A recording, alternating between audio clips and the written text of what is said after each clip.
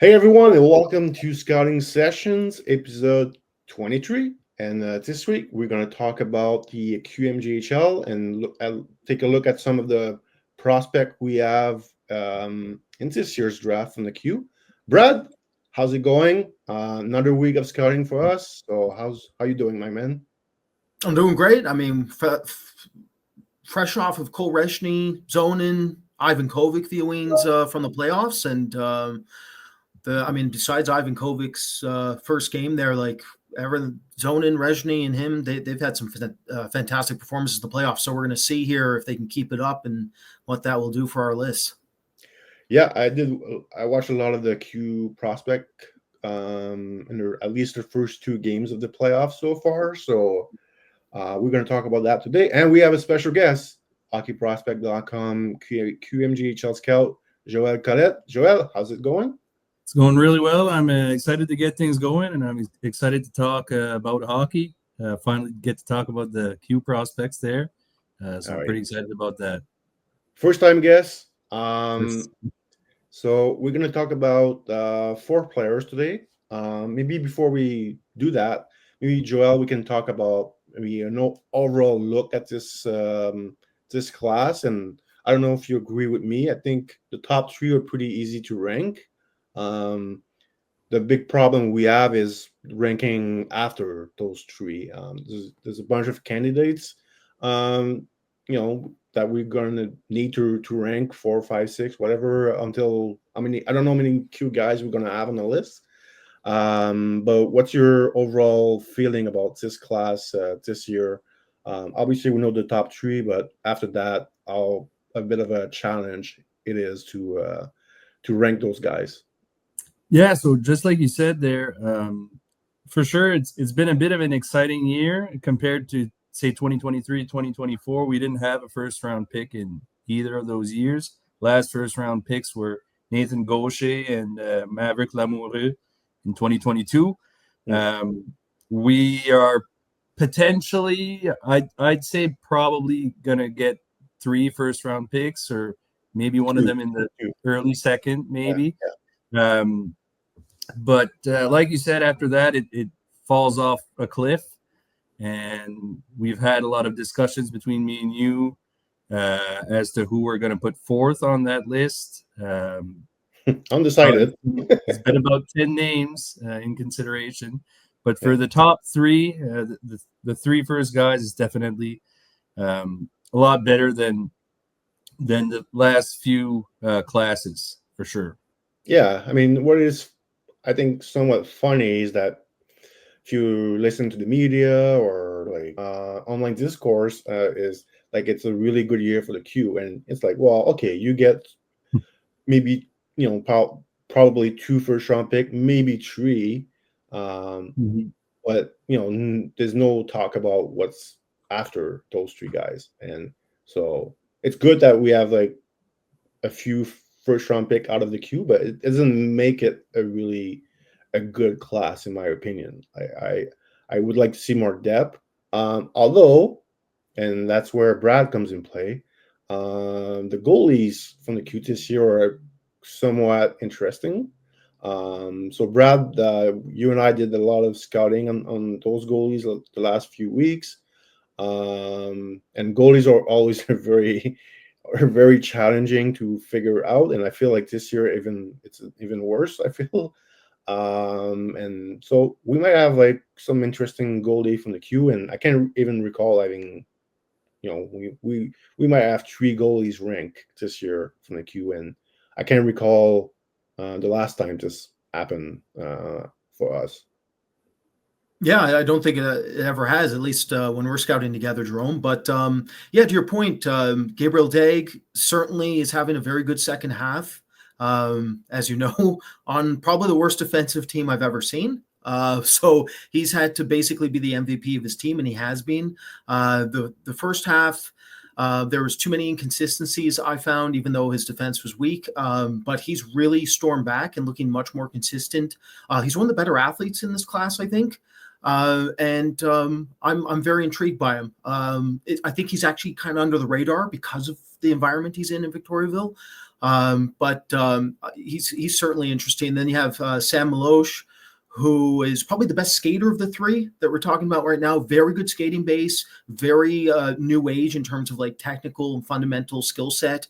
And then Beckman, Lucas Beckman, who is one of the most difficult evaluations I've had in a long time. He's driving me crazy trying to figure out what to do with him because he's physically so underdeveloped relative to what you would typically want to see in a kid at this stage and as a goalie, but one of the youngest goalies in the class. So I have to take that into consideration. And he's been fantastic. He's been very, very good.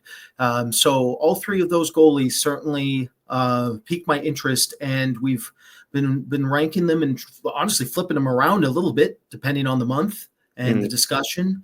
And we're going to do definitely a huge breakdown of the goalie class for our final ranking, and we'll discuss all three in depth for sure. Okay, we're back. Just a quick technical difficulty here with Joel.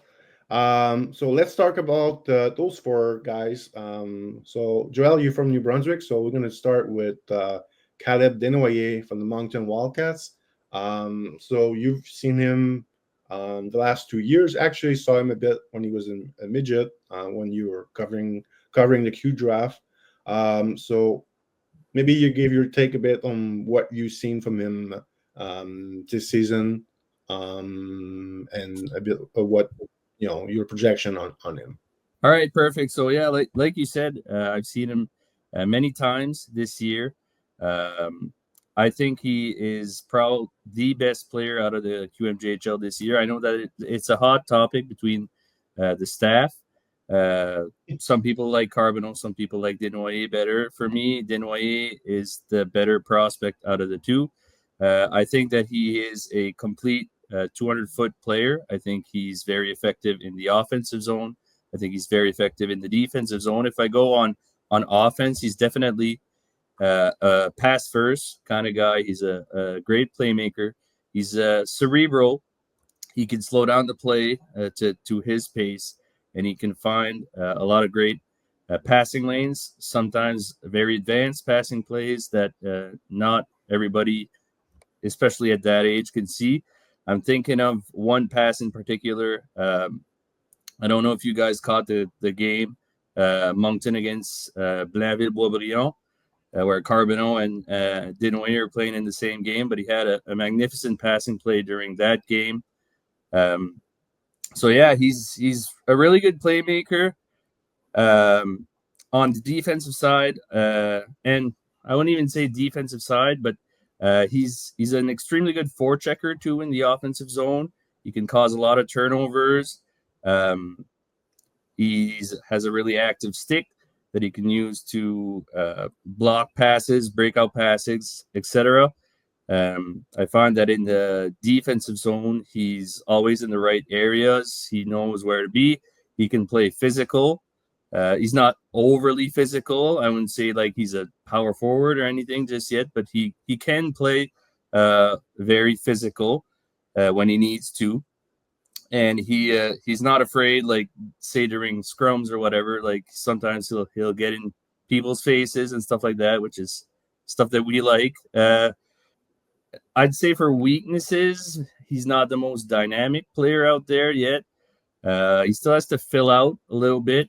Maybe when he fills out, his explosiveness, his top speed will get a little bit better. But I'd say that he still has a lot of room to grow. He's, I believe, 6'2", 172, 173 pounds, something like that. So he still has a lot of room to grow. And I'd say that his shot is, I mean, it's not the best. It's not the worst. It's not the best. I wouldn't say it's a strength of his. If his shot could get more powerful, then he'd be really more of a dual threat on offense. For now, I see his playmaking translating very well into the NHL. Not 100% sure about the shot. Yeah. I remember him when he was like in his Q draft year. I was like, man, he's really good, but he needs to shoot the puck more. He was playing with Emile Guité in his Q draft year, with his midget team, also with Team Quebec at the Canada games. I get it. Like, he was passing the puck nonstop to Guité, who was the shooter, the sniper. But I feel like he's shooting the puck more in junior, which is good. But I still don't really like his shot. I don't think his shot is really gonna translate to like a lot of goals at the NHL level. Like, I don't think we're talking about a 30 goal guy here. Like, I think if everything goes right and he becomes like a number 2 center, I think he's probably a 20 goal, I would say 15, 25 goal range for him. But yeah, this shot is also his one-on-one skills. I'm not too crazy about his ability to beat player one-on-one. It's not really his thing so far. I like his attention to details. Like, he's, like you said, he's a good forechecker. He did, like, in the playoff, I think was game 1 against Quebec. Great forecheck, stole the puck. It became the overtime winning goal for the Wildcats in game 1. Quebec almost upsetting the Wildcats in game 1. So those are a bit my take on him. Brad, I'll let you talk a bit about what you're seeing with Desnoyers. Well, there was a rumor a while back that Bill Gates was building a Dyson sphere around the sun to harvest the energy of the sun. Listen, that is as crazy as Desnoyers being the top 3 pick in this draft. What are people talking about? Come on now. Top 3. Okay, listen, I like this player, but to be a number 1 center, like, you got to be super dynamic, and there can't be all sorts of variables we got to take into consideration. Like, to what you all said, like, the speed has to come in order for his playmaking to translate correctly, because, as you mentioned, Jerome, the small area game isn't really great. The handling ability in tight spaces under pressure is average, and he can't thread the needle through players while under pressure within a triangle. He can do it outside of one. So if he explodes wide, uses his speed effectively, then yeah, he can shift gears. He can create speed differentials, create different tempo control scenarios, and get his passes threaded laterally. And he can thread through backdoor, and he can go through layers of traffic. So there's certainly some ability there, and I think he is a primary playmaker for sure. But if you compare him to like Victor Eklund, for instance, off the puck, like, okay, Desnoyers fine off the puck. It's not even debatable with some of these other top 200-foot players. Like, he is completely stationary at times. He almost looks like he's on a power play when he's not at times. And I think that's a result of his conditioning issues. And again, these are things we have to take into consideration long term. So, typically with a top 3 pick, like, you're talking about a player that's basically what you see is what you get. And then the ceiling is incredibly high. And I don't think what we see is what we get with Desnoyers, and I don't think the ceiling is incredibly high. So I don't know what's going on with the public opinion of it, but I do like the player. Don't get me wrong. It's just to our scouting friend's point, Simon St. Laurent, who did a fantastic breakdown of him over on his channel. The perpendicular shooting. You guys mentioned it. The shot is a secondary characteristic. He can't shoot through triangles because, again, the handling ability. He has to angle himself and orient himself so he can basically generate 50-50 options. He'll angle himself towards the boards, and that gives him a lateral option. And then if the lateral option is taken, he can immediately rotate back towards the goalie and take his shot. So a tremendous amount of his offense from that perspective is going to have to come through his hip dexterity and his ability to rotate and explode through his frame. And right now it's about average. So I like this player. He's a good, complete player. Love the team-oriented aspect to him. Like, you can tell he's dialed in and looks like a good locker room presence, and love the body language of him. Like, for comparison's sake, next to Carbonneau, for instance, I'm not a big fan of Carbonneau's body language. I really like Desnoyers' body language. So there's a lot there. It's just top 3 is, Bill Gates, Dyson sphere, locking in the energy and from the sun levels are crazy to me. Yes. Before moving on to Carbonneau, as Brad mentioned, one thing about Desnoyers is, like, I think what NHL teams are really like about him, as some people are gonna just like facepalm earrings is, but he's got really good intangibles. Like the work ethic, like as Brad's, like, very good body language, good teammate. This kid is going to be a leader on on every. He has been a leader on every team he has played, and it's going to be the same thing at the pro level. He has won at every level. Won in midget AAA before coming to the Q. Won at the U17. Won at the U18 in last season. Won at the Olinka. And he's pretty good chance Moncton are going to win the Q this year. So, I mean, NHL team do value that. So, one more thing, if I Well, can, guys. yeah. I was gonna say it. Sorry, Jerome. I was gonna say like the playoffs are gonna be really important for him because he's the best center on the best team in the queue. It'll be quality chances to show what he can really do.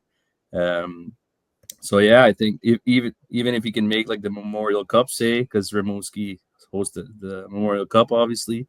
So I think that'll be really important for him. Yeah, well, I mean, you mentioned center. Like, he has played mostly on the wing. Yeah, that's right.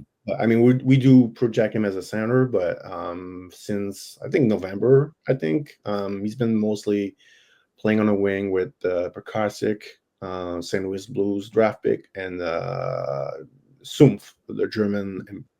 Well, I don't know. I don't even know if he's like Canadian/German, so he doesn't count as an import. But he's from Germany and played for Germany at the U20 this past December or January. So anyway, let's move on to Justin Carbonneau, who's been a very hot topic among our staff all year long. So Joel, I'll start with you. Maybe your take on Carbonneau. That what's your take on him from what you've seen so far this season? Yeah, for sure. Well, one thing's for sure with Carbonneau is that he is extremely electric. You can watch a game for Carbonneau, and there's going to be one or two moments during that game where he does something really crazy, really, really awesome that works really well. Like he'll dangle through an entire team, or he'll snipe one off the wall real quick, or he's very, very, very exciting to watch. His skating is really good. I'd say that he probably has, like, he's got really good top speed, I find, and he's got pretty good acceleration to his first three steps. I'll talk about first three steps later with somebody else there, but Carbonneau's first three steps are pretty good. He's willing to play physical from time to time. I saw during the couple first playoff games there, he was really engaged physically along the wall, delivering a lot of hits in scrums, etc. So he's very very exciting. I would say I was talking to another scout the other day, and he said that Carbonneau, like, obviously everybody wants to score every time they're on the ice, but Carbonneau really wants to score every time he's on the ice. He wants to make a difference. He wants to make the big plays. He wants to be really exciting, and he does a pretty good job at that. The only thing is that can be a positive and a negative. I find that sometimes he really forces plays that aren't there. He'll try to pass through defenders, or he'll try to dangle. Like, I think it's in one of the playoff games they were losing, and I saw him try to enter the zone with like a dangle or something like 3 or 4 times, and he would fall, or he'd give up the puck right away, or so sometimes that can put him in a little bit of a trouble. Brad was talking about body language earlier. I find that Carbonneau, sometimes he'll have, like, I'm not a fan of his body language. Like, his teammate will do a turnover, or he'll make a pass and it doesn't work, and he can like throw the hands up in the air, or like look at the sky and stuff like that. Not a huge fan of that for him. Defensively, I would say that it's definitely an issue for him. It's like he doesn't really know where to be in the defensive zone most of the time. I was talking about forechecking with Desnoyers. I find that with him, it's not developed at all. Like he'll do like I like to call those like flybys. Like he'll try to like poke check the puck while he's passing by, and then he won't like stop or hit the other player. He'll just like try and then like just like skate like away from the puck, which kind of annoys me at times when he does that. Sometimes he'll be like in the neutral zone waiting for the breakout pass, and his team hasn't even secured the puck yet. So I find that defensively is a bit of a problem for him right now. But if you've got like a good coach, well, a lot of the teams have good coaches, but if you have enough trust in your coaching staff and you think that you can teach him a lot of his how to fix a lot of the icks in his game, I find that he's definitely got a lot of upside. I'd say that probably, I don't know, top 10 upside in the whole draft. So yeah, very exciting player. Yeah, I would say if you think he's a top 10 upside wise, I think you really have to believe in his hockey sense, and that's a bit the big challenge that we have. We don't, I mean, me or Brad are not huge on his hockey sense, on his smart. Like I thought at the beginning of the year, I predicted that, well, he's playing for a good coach in what we are, and I was like, I think his defensive game, his play away from the puck is gonna, it's gonna get better. And I'm watching him now, and I'm like, it's not really that much better. So there's not a whole lot of improvement there. And you're right about, like, he's really dynamic. When he's on the ice, he really, really, really, really wants to score goals. It reminds me, it kind of like hit me watching him in the playoff, and I was also watching some college hockey. It's almost like Cole Eiserman last year, how I felt about Cole Eiserman. Eiserman, if he didn't, like, he was so passionate about scoring goals, but he didn't do a whole lot of other things on the ice, and we questioned some of his body language, some of his decision making, some of his passing play. So I'm not comparing both players, but there's some similar things going on with those two prospects. So he's been a challenge. But if you compare him to Desnoyers, obviously Desnoyers is the more complete of the two, but Carbonneau is a lot more dynamic offensively in the offensive zone. He's basically a one zone player at this point. Yeah, I mean, he can rush the puck and make zone entries, but really his bread and butter will be in the O zone. As a shooter, basically, and power play. So, Brad, maybe you give your 2 cents on what you've seen from Carbonneau so far. Oh, I mean, on paper, he should be one of my favorite players in the draft. He's a power sniper. He can be an agitator too. He can really get underneath players' skins. He'll be pretty mean player too. This is not an honest player. Like Carbonneau plays an honest game, Desnoyers plays an honest game. Carbonneau will blindside hit a player. He'll use his stick when he shouldn't. He'll slash at the wrist. He'll try to really bother the opposing team. And you want some of that. You don't want it to be too below the belt, but you certainly want a little bit of dirty with that sniping ability, because it means that he has a backup when he's not scoring. You need to have a backup when you're not putting the puck in the back of the net, regardless of the talent level, which is extremely high in this player. So yeah, he's a top 3 shooter in the draft. Mechanically speaking, everything about his shot is incredible, really. And yet, if you gave the kid maze where there's 1 entrance and 2 exits, you'd have to call in a rescue team. This kid is not a very intelligent hockey player, to say the least. It drives me crazy. I would say this player has driven me absolutely insane this season. Very similar to me with Andrei Kuzmenko. How coaches are going to have to deal with him is going to be similar with Andrei Kuzmenko, because the risk mitigation. Now, the difference is Kuzmenko can really pass a puck. When Kuzmenko's playing up to his ability, the risk is mitigated and you can let him play 17, 18 minutes. Carbonneau, for me, with his playmaking samples have been poor. And then if you take in the handling rates, yes, he can be electrifying. Yes, he can weave and dangle through 3 or 4 players. Absolutely, he can do that. But he can also be very prone to errors. He's a very error-prone player right now. And that might mean that if coaches can't get through to him, they're going to have to limit his ice time. If they limit his ice time, you can't maybe even keep him on a power play 1. Or you start really thinking about how he might become a secondary role player. And to what you all said, that's not mentally how he thinks. He thinks he's a star. You look, and now I don't blame him, because usually snipers have to have that moxie. You got to have that confidence if you're going to be able to put it in the back of the net at the rate necessary to stay in the top 6, which theoretically, given his talent level, he should be in. But once you peel back the layers, I think that there is way more risks than most people when it comes to this player, and I absolutely think he's one of the most polarizing players in this class.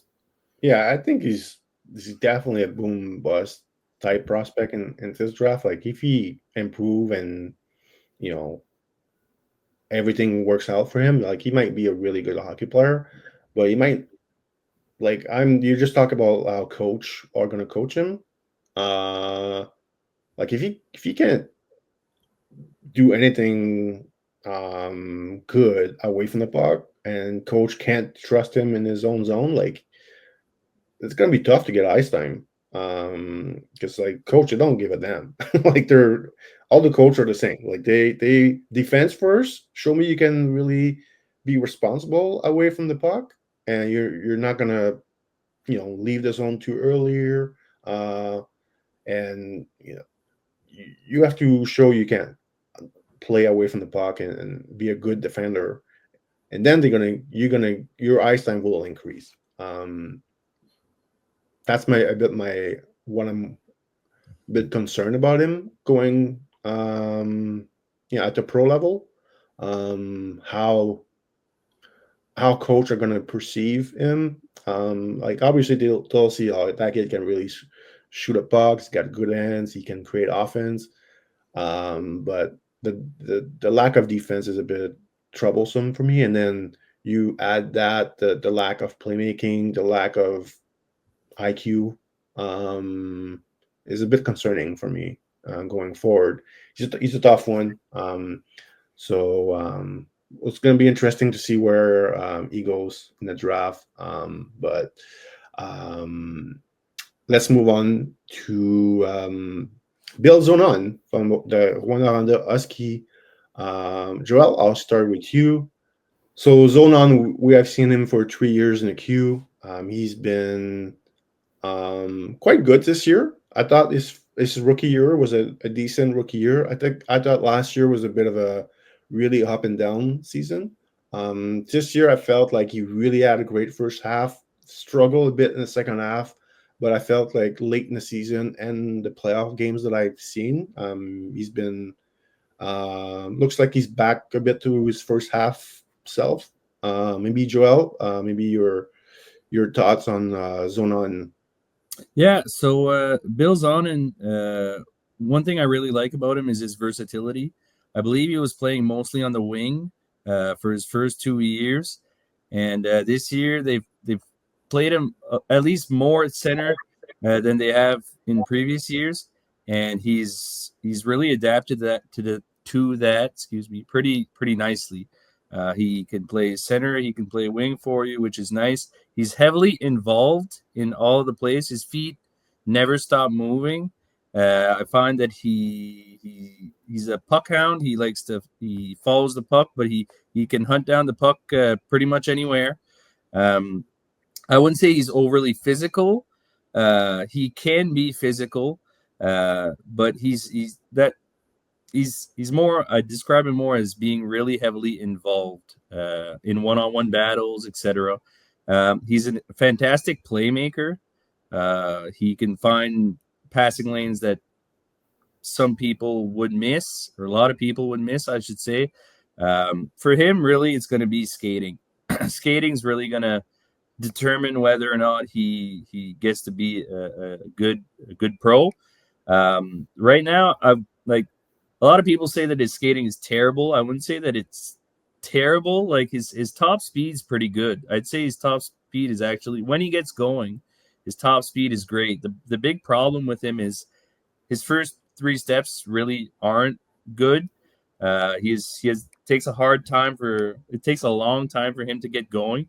And also with him, I find that changing directions quickly is a bit of a problem. Like, he'll make like these big loopy turns, and he loses all of his speed because he doesn't have the edge work to compensate or really switch, like turn on a dime or something like that. So I think that with him, that's going to be the big problem. He's not much of a shooter either. Sometimes, like, you want him to shoot. He's in a good place to shoot, but he'll try to find like this perfect pass somewhere that really doesn't work. I don't know about you, Jerome, but I found that in my last few viewings in the second half, I found that he kind of stopped being physical, Yeah. and he's trying to like make a little bit more skill plays, and I feel like that doesn't really help his projection to the NHL, because we like that physical aspect of him, like the chasing the puck around, etc. We really like that part of his game, but in the playoffs, like you said, like the other day, he had 1-1 against Gatineau, and I found that the first half Zonnon was back, like you said there earlier. So with this player, great playmaker, very heavily involved. He can be physical. He can, he's a good defensive player. For him, it's all going to be about skating, really. Yeah. Yeah, I agree on the skating part. I also think is one reason I think why in the second half his production went down. I didn't think he was playing with as much energy as we saw in the first half, and that can result in physical play also. But just like I don't think he was as active as he was. Maybe he saw some of the rankings, like maybe that got to him a bit. Try to play a bit of more fancy skill game, but that's not really his thing. He Without being overly physical, he has to play physical. He has to play with energy, and I'm really glad that he's back a bit in that first half zone on that we saw. The first two games of the playoff, I felt like okay, that's a bit what we saw in the first half.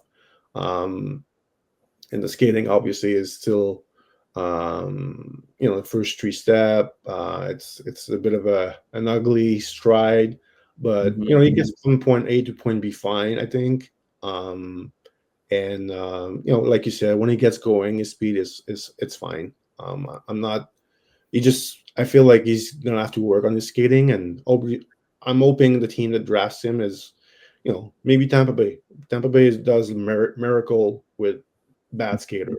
Like I think like that can really have a good skating coach for him in the off season that can really push him, that can push his skating to another level. And because I think he's a good athlete, like he's got a good power game.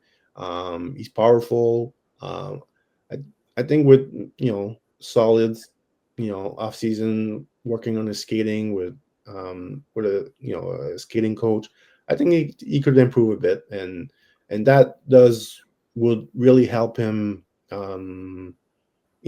reach the NHL and have a long career at the NHL level, because like you said, the playmaking is solid.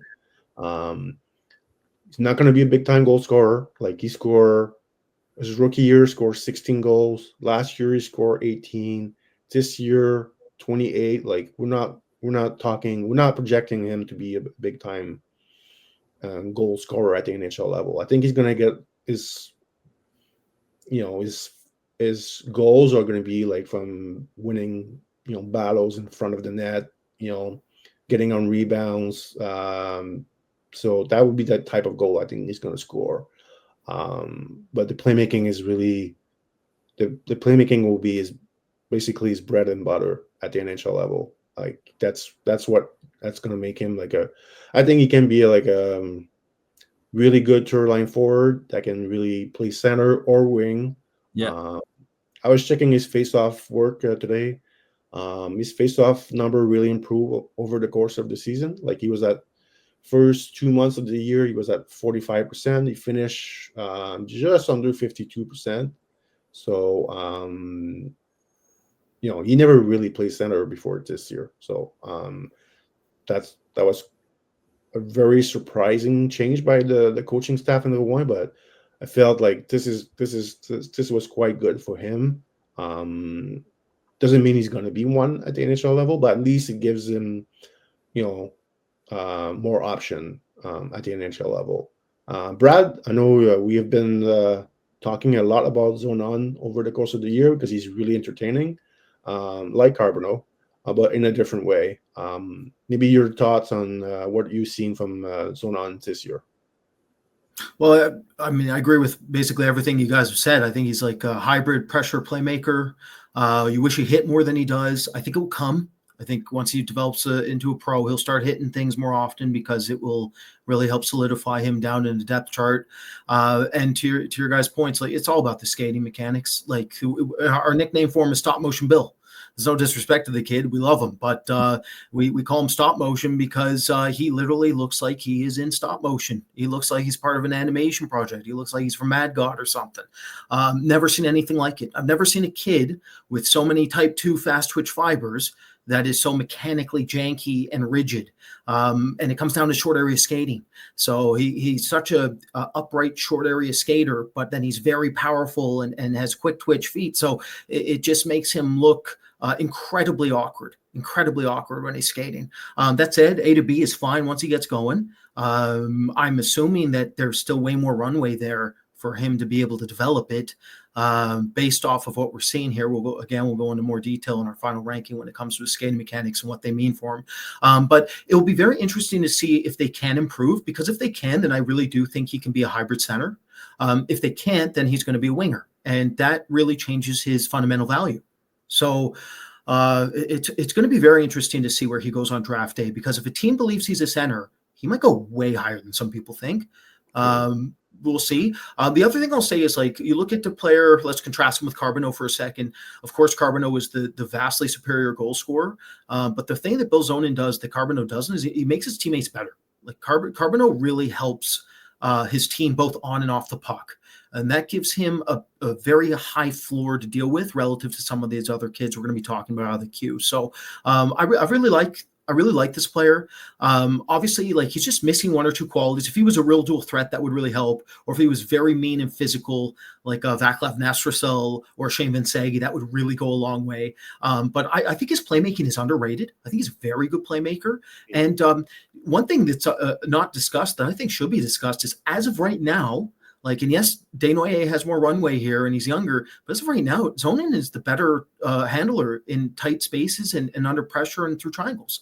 Like, Zonnon is the one that can actually create slip triangle dekes and trapdoor dekes and use those to his advantage to actually hook and curl passes around players at a much more frequent rate than Desnoyers.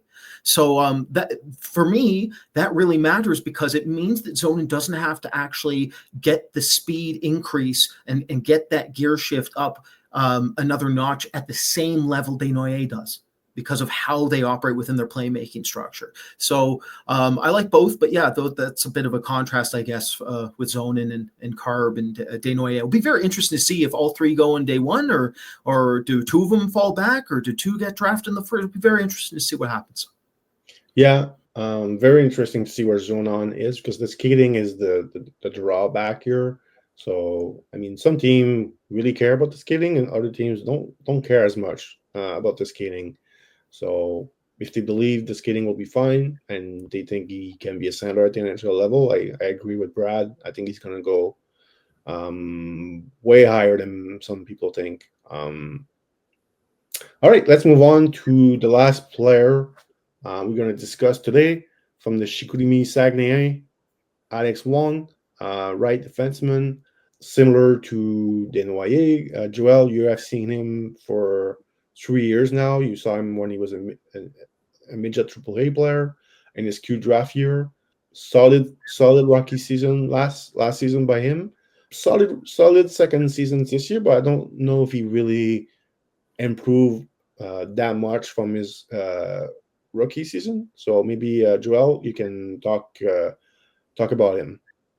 Yeah, sure. So for this player, it's all really smarts and skating. He's very intelligent. He's a really good puck mover.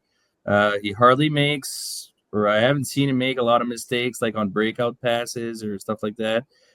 For skating, his top speed is pretty good. I wouldn't say it's elite, but what I really like from him is his ability to go in all four directions really quickly, switch from one direction to another. Really helps him cover a lot of ground. on one-on-one. His gap control, it really helps him with his gap control because he can like follow the player that's coming up with the puck there. I wouldn't say he's the most like dynamic player. His passing's all right. Sometimes I feel like on the power play, he can go like towards the boards instead of like towards the middle of the ice, which I feel like really limits his passing. He doesn't have a cannon of a shot either. I think he has 7 goals this year, so I'd say he's good for sure. I just don't know if there's like the upside there. He's not a very big guy. He's not very physical either on the back end. So I'm not sure if the upside is there for him to reach the NHL, but he does have definitely good qualities. Like he's very smart.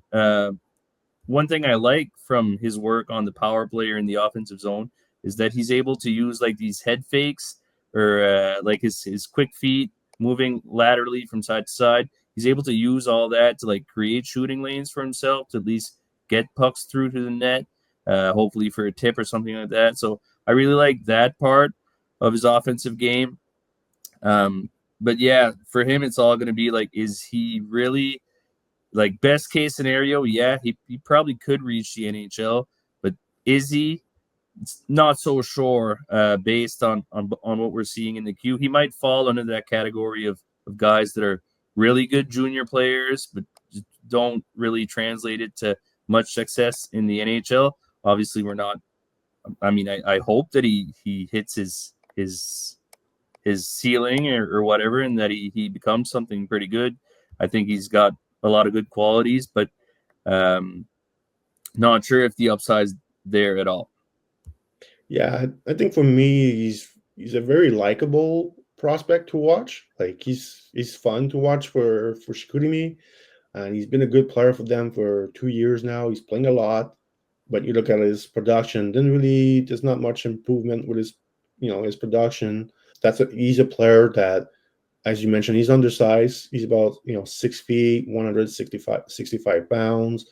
How much bigger, stronger is he going to get? That's, I think, the question NHL teams are asking themselves with.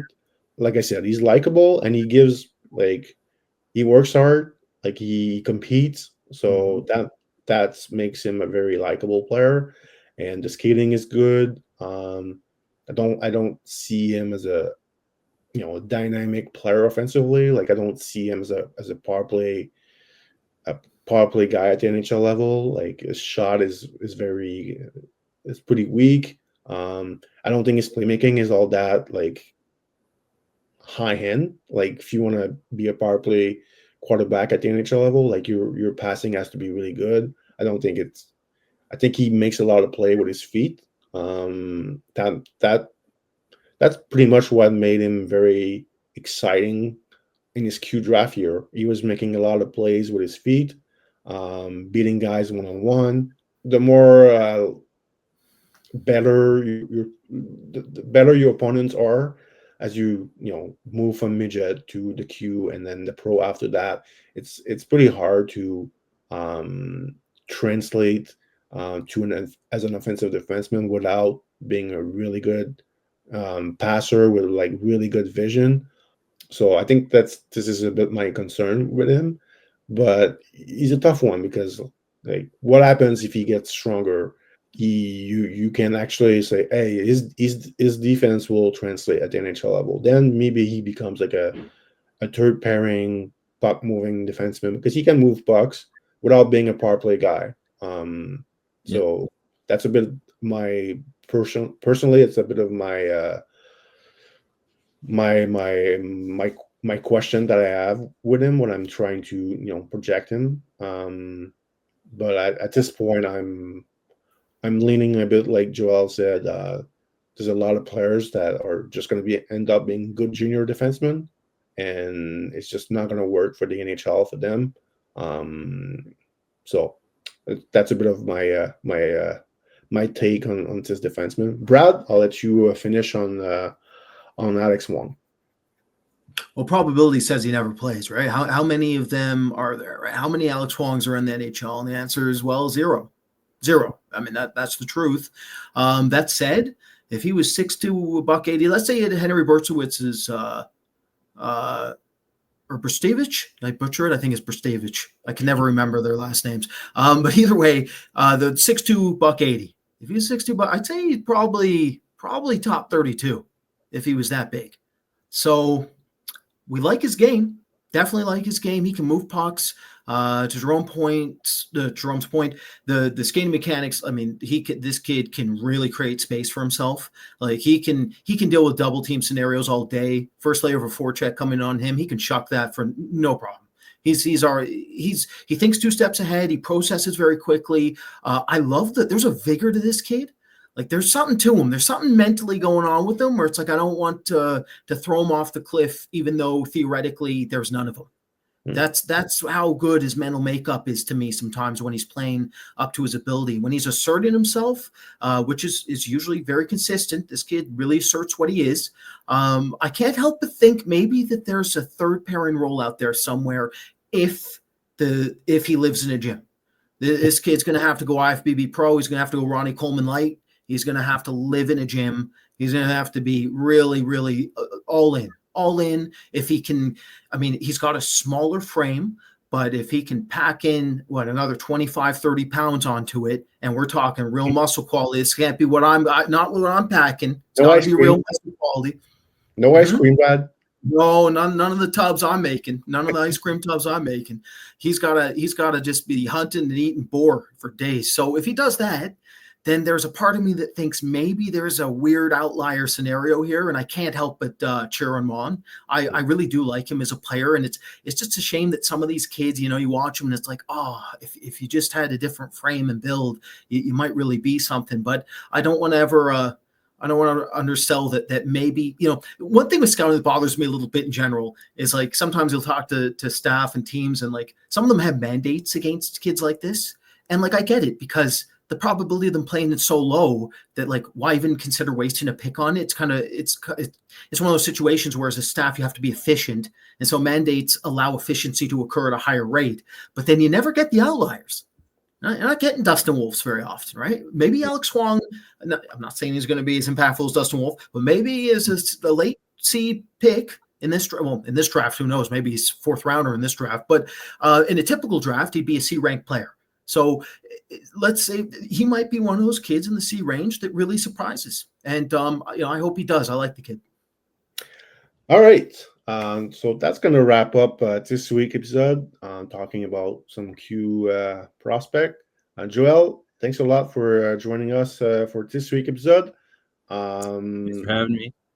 And we should have you back on the podcast at some point, maybe before the end of the year. We're going to have some big podcasts coming up before the end of June. Brad, once again, thanks a lot for being here this week, and we're gonna be back next week for another episode, and we'll talk to you guys next week. Take care, everybody.